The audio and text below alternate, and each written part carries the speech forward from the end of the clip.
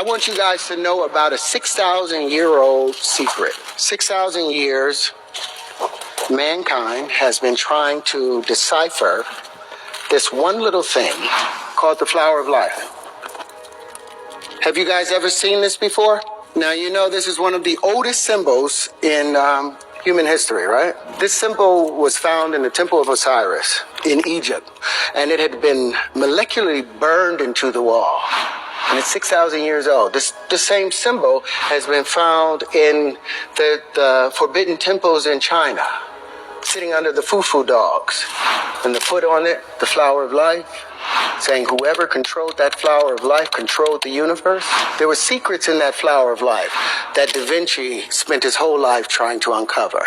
There were secrets in that flower of life that Newton spent his whole life in secret trying to uncover. The same secrets that Pythagoras was desperately trying to uncover. But their problem was they kept seeing this in a two-dimensional space. They couldn't get it out of this two-dimensional frame, and as a result, they got stuck in this plane, a flat plane. Now, what Da Vinci and all of them wanted to do, they were trying to find a way to bring this flower to life, because what is inside of it? Well, apparently, there were secrets inside of it. Shapes, they got the Merkaba and all of those other things out of it. But they were misled by something I think called a straight line. You guys believe in straight lines? You believe there's straight lines in the universe? Well, let me hit you with something. All energy in the universe is expressed in what? It's in motion. If something is still, there's no energy. Kinetic, right? All motion is expressed in what? You look at galaxies. Are they expressed in straight lines? Expressed in vortices. All vortices are expressed in what?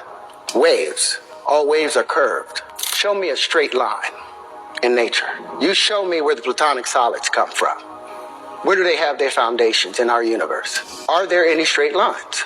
If you look at anything, there are no straight lines. That's been the mistake. We've been looking at these straight lines, this Euclidean way of thinking, and missing the curvature of nature. So here we are, back with the curvature of nature.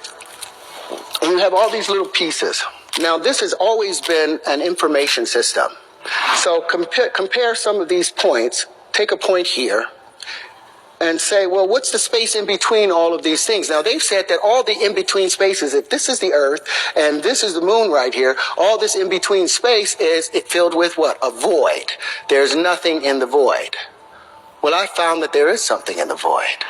The elementary fundamental particles that they've been searching for at the CERN Collider, the Hadron Collider in CERN, I found that their energy signatures matched perfectly to some of the pieces that I was able to pull out of here. I've spent 45 years searching these things out and trying to figure out what the universe really, how it really worked.